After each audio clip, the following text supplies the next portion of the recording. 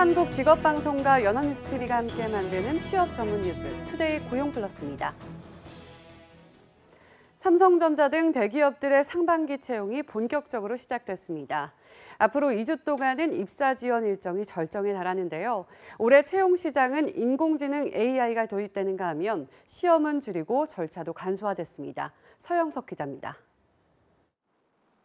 삼성그룹이 12일부터 원서 접수를 시작으로 상반기 공채에 나섭니다.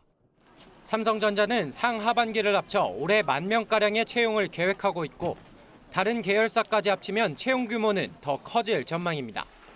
또 전 계열사에 열린 채용 제도를 도입해 원서 접수 단계부터 출신 학교, 출신지, 사진 등을 받지 않을 예정이고 삼성 직무적성검사 G샷에서 광범위한 지식을 요구하던 상식 과목을 제외하기로 했습니다. 지난 2일부터 신입 공채를 시작한 현대차그룹은 다음 달 8일 인적성검사 H맷을 시행하는 한편 수시로 상시 채용을 진행합니다. 특히 현대차는 지원자들에게 부담으로 작용했던 역사 에세이 작성을 6년 만에 폐지하기로 했습니다. 20일부터 공채가 시작되는 롯데그룹은 올해부터 자기소개서 평가에 인공지능 AI 시스템을 최초로 도입합니다. AI는 인재상 부합도, 직무적합도, 표절 여부 등을 분석해 지원자에 대한 기본 자료를 제공할 예정입니다. 올해 10,000명 신규 채용을 약속한 LG그룹은 다음 달 7일 인적성 검사를 실시하고 SK그룹은 다음 달 22일 필기시험을 치를 예정입니다. 두 그룹 역시 스펙 파괴를 내세워 어학성적, 자격증 등의 입력란을 지원서 항목에서 제외했습니다. 스펙을 보지 않는 블라인드 채용 확산 속에 취업준비생들의 치열한 경쟁이 시작됐습니다. 연합뉴스TV 서영석입니다. 그동안 진전이 없었던 한국GM에 대한 실사가 이번 주부터 이뤄집니다. 산업은행은 한국GM의 부실 원인을 파악하고 지원 여부를 결정할 방침인데요. 이런 가운데 GM 측은 이번 주 우리 정부에 외국인 투자 지역 지정을 신청할 예정입니다. 곽준영 기자의 보도입니다. 산업은행이 이번 주부터 한국GM에 대한 실사에 착수함에 따라 한국GM의 부실 원인이 규명될지 주목됩니다. 실사에서 집중적으로 살펴볼 부분은 부실 원인으로 지목되어 온 이전 가격과 본사 대출의 고금리 등 크게 5가지 원가 요인입니다. 자료 목록과 기간에 대한 양측의 이견에도 실사를 개시하는 이유는 실사가 더 늦어지면 안 된다는 공감대가 형성됐기 때문입니다. GM이 이달 중으로 신차 배정 결정을 내려야 하고 우리 정부도 실사 결과가 나와야 지원 여부를 판단할 수 있습니다. 이런 가운데 한국GM은 이번 주 부평과 창원 공장에 대한 외국인 투자 지역 지정을 인천시와 경남도에 신청할 예정입니다. 또 GM은 외국인 투자 지역 지정을 위해 신차 2종 배정을 포함한 투자 계획서도 함께 제출할 것으로 알려졌습니다. 외국인 투자 지역으로 지정되면 5년간 법인세가 면제되고 이후 2년 동안은 반값만 내면 됩니다. 현재 GM은 우리 정부의 신차 배정 등을 전제로 혜택과 지원을 요청하면서 노조에는 인건비 절감을 수용하지 않으면 신차 배정이 어렵다는 이중적 태도를 보이고 있습니다. 업계에서는 GM과 한국GM의 경영 정상화 의지와 진정성이 여전히 의심스럽다는 목소리가 커지고 있습니다. 한편 한국GM 노조는 오는 15일까지 임단협 교섭안을 확정해 회사 측과 다시 한번 협상에 나설 전망입니다. 연합뉴스TV 곽준영입니다. 고용 한파에 취업을 준비하다가 일자리 찾기를 포기하는 청년이 늘어나면서 60대 경제활동 인구가 사상 처음으로 20대를 추월했습니다. 일하는 젊은이들이 점점 줄면서 산업의 허리가 부실해지는 건 아닌지 우려도 나옵니다. 한지희 기자의 보도입니다. 지난해 취업했거나 구직 중인 20대 경제활동 인구가 60세 이상 노인에 추월당했습니다. 경제활동 인구는 15세 이상 인구 중에서 수입을 목적으로 1시간 이상 일을 한 취업자와 일을 하지 않지만 적극적으로 구직 활동을 한 실업자를 합친 겁니다. 지난해 20대 경제활동 인구는 406만 3천 명으로 지난해와 같은 수준에 머물렀습니다. 반면 환갑을 넘은 60세 이상 경제활동 인구는 421만 명으로 지난해보다 25만 7천 명이나 늘어났습니다. 60세 이상 경제활동 인구가 20대를 앞지른 건 사상 처음입니다. 60세 이상 경제활동 인구가 많아진 건 최근 가속화한 고령화 탓으로 분석됩니다.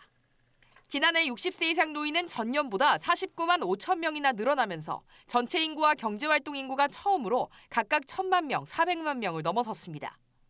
반면 고용 한파로 구직을 미루는 취업준비생이 늘어나면서 경제활동을 하는 20대 인구는 제자리 걸음입니다.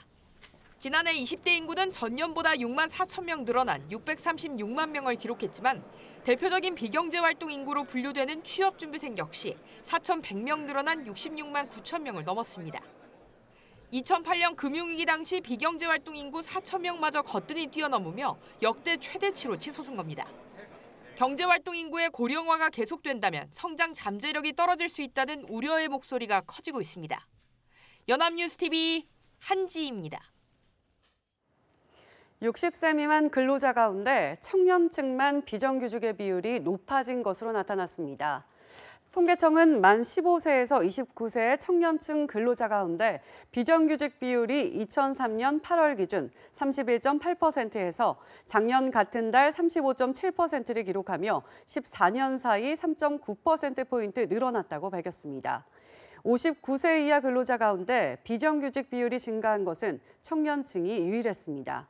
전문가들은 원하는 일자리를 얻지 못한 청년이 비정규직을 선택하고 경력직 채용을 선호하는 현상으로 청년들의 정규직 취업이 더 어려워진 탓으로 분석했습니다. 이번 주에 청년 실업 문제에 대처하기 위해 정부가 마련한 특단의 청년 일자리 대책이 발표될 예정입니다. 정부는 오는 15일 관계부처 합동 브리핑을 열고 청년 일자리 대책을 발표한다고 밝혔습니다. 이 대책에는 일자리와 연계해 청년들에게 보조금이나 세제 혜택 등 직접 지원을 하는 방안이 포함될 것으로 예상됩니다. 또 중소기업과 창업기업, 해외 기업과 신서비스 분야 등 전방위로 청년 일자리를 창출하는 방안이 담길 것으로 보입니다. 정부가 값비싼 치료용 한약에 대해 단계적으로 건강보험을 적용하는 방안을 검토하고 있습니다. 현실화만 된다면 비용 부담 때문에 한약을 찍는 데 애를 먹었던 환자들에게 도움이 될 것으로 기대됩니다. 정인용 기자입니다. 여러 가지 한약재를 섞어서 달여 먹는 탕약. 가격이 비싸 일반 약처럼 자주 먹지는 못합니다. 한의원에서 파는 치료용 한약에는 건강보험이 적용되지 않기 때문입니다. 보건당국은 이처럼 값비싼 치료용 한약에 대해서도 건강보험을 적용하는 방안을 검토하고 있습니다. 2013년에도 보건당국이 한약을 건강보험화하기 위해 시범사업을 운영할 계획이었지만 한의계 내부 갈등으로 인해 무산됐습니다. 하지만 지난해에는 80%에 가까운 한의사 협회원들이 한약 건강보험 급여화에 찬성한다는 입장을 내비쳤습니다. 게다가 지난해 12월 국회에서 65세 이상 노인을 대상으로 한약의 건강보험을 적용하는 실제 법안까지 발의되면서 급물살을 타는 분위기입니다. 첩약에 대해 건강보험 급여가 적용된다면 국민들의 한방진료에 대한 접근성이 높아지고 첩약을 이용하는 국민들의 의료비 부담이 줄어드는 그런 효과가 있을 것으로 예상됩니다. 한의학회는 65세 이상 고령자와 난임 부부, 취약계층 등의 한약을 건강보험으로 지원하면 총 2,300억 원 가량의 예산이 들 것으로 추정하고 있습니다. 이와 함께 특정 질환에 따라 처방하는 한약의 표준화 작업과 또 해당 한약의 치료 효과가 있는지를 검증하는 절차는 아직 과제로 남아 있습니다. 연합뉴스TV 정인용입니다. 미국이 우리 세탁기와 태양광에 대한 수입 제한 조치, 세이프가드를 수정 없이 강행하기로 했습니다. 미국발 통상 먹구름이 계속 엄습해오고 있습니다. 직면한 악재에 수출 경쟁력이 크게 떨어져 하반기 성장률에 영향을 줄 거란 전망까지 나오고 있습니다. 김동욱 기자입니다. 미국이 우리 정부의 세탁기 태양광 세이프가드 철회와 피해 보상 요청을 결국 수용하지 않았습니다. 미국은 트럼프 대통령이 1월 23일 세이프가드 포고문에 서명한 지 40일이 지났지만 끝내 수정 의사를 밝히지 않았습니다. 양자 협의가 사실상 끝나면서 결국 정부는 WTO 제소 외에는 뾰족한 수가 없는 상황이 됐습니다. 세이프가드하고 반덤핑에 대해서 태양광하고 세탁기에 대해서는 곧 WTO 제소 들어갑니다. 미국의 수입 철강 알루미늄 관세도 트럼프 대통령이 지난주 서명한 이후 15일의 유예 기간이 주어졌지만 현재로선 낙관하기 어렵습니다. 트럼프발 관세 폭탄뿐 아니라 미국의 금리 인상, 북핵 리스크 완화에 따른 원화 강세까지 우리 수출에 먹구름이 들이운 상태입니다. 통상 관련 기업들은 정부의 통상 정책 과제 중 미국의 보호주의 압력을 완화하는 일이 가장 중요하다고 여기는 것으로 나타났습니다. 현대경제연구원은 보고서를 통해 무역전쟁 확산 시 우리 경제에 치명적이라며 하반기 성장률이 2%대로 하락할 가능성이 크다고 밝혔습니다.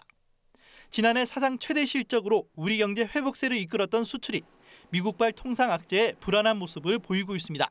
연합뉴스TV 김동욱입니다. 최근 정부가 발표하는 소비자 물가 상승률은 1%대 초중반에 머물고 있습니다. 하지만 서민들이 체감하는 물가 상승률은 약 2.5%로 두 지표의 격차가 점점 더 벌어지고 있는데요.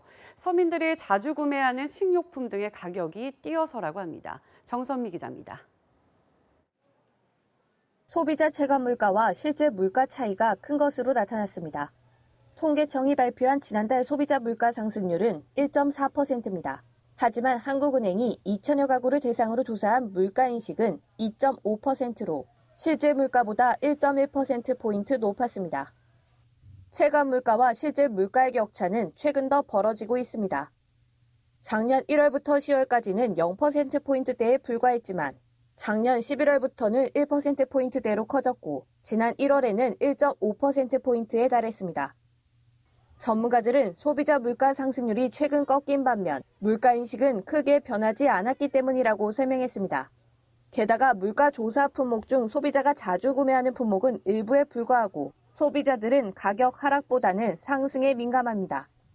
전체적인 물가 상승률 자체는 높지 않지만 생활 필수품을 중심으로 특히 식료품과 관련되어 있는 가격들이 많이 오르고 있고요. 이로 인해서 국민들이 체감하고 있는 물가 수준은 점점 높아지고 있는 상태입니다. 전문가들은 체감 물가와 실제 물가 격차가 지나치게 벌어지면 경제에 악영향을 줄 수 있다며 체감 물가 안정을 위한 대책 마련을 촉구했습니다. 연합뉴스TV 정선미입니다. 최근 햄버거와 일부 생필품 가격이 오른 데 이어 식당 소주와 맥주는 물론 숙취 해소제 등 술 관련 제품 가격이 전반적으로 인상된 것으로 나타났습니다. 서울 강남 식당의 경우 4,000원에서 5,000원에 팔던 소주를 5,000원에서 6,000원으로, 강북 지역은 3,000원에서 4,000원에 팔던 소주를 4,000원에서 5,000원으로 올린 사례가 잇따르고 있습니다. 편의점 CU는 최근 쇼다리와 찡호랑 등 오징어 관련 마른 안주류 24개 품목의 가격을 최고 20%가량 올렸고, CJ 헬스케어는 숙취 해소 음료, 브랜드 컨디션 주요 제품 가격을 이달부터 500원씩 인상했습니다. 올해 정기 주주총회를 앞두고 장 차관이나 소위 권력기관 출신 사회이사를 끌어들이는 대기업이 여전히 많은 것으로 나타났습니다. 재벌닷컴이 10대 그룹 상장사의 사회이사진을 분석한 결과 장 차관이나 기획재정부, 국세청, 금융감독원 등 5대 권력기관 출신이 46명으로 전체 34.8%를 차지했습니다. 세부적으로는 장 차관 출신이 12명으로 가장 많았고 판검사 출신이 11명, 기획재정부 관료가 6명으로 뒤를 이었습니다. 그룹별로는 롯데그룹이 11명, 하나그룹이 8명, 현대자동차그룹이 7명, 삼성그룹이 6명 순이었습니다.